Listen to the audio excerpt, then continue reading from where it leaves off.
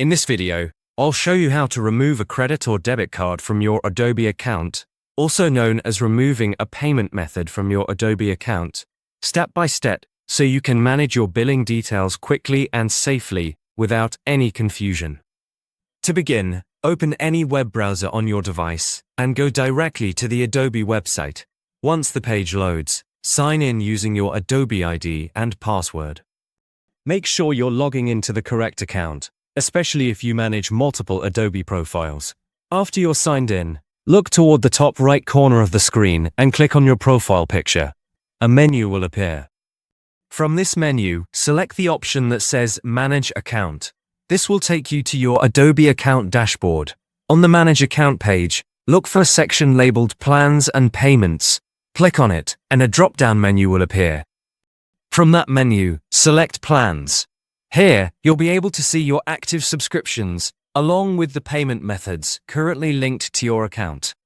Next, find the option that says Change Payment. Click on it, and a new window will open where you can add a new payment method. Carefully enter the details of your new card, double-checking all the information, and then save it. Make sure the new card is active and successfully added, because Adobe requires at least one valid payment method on file.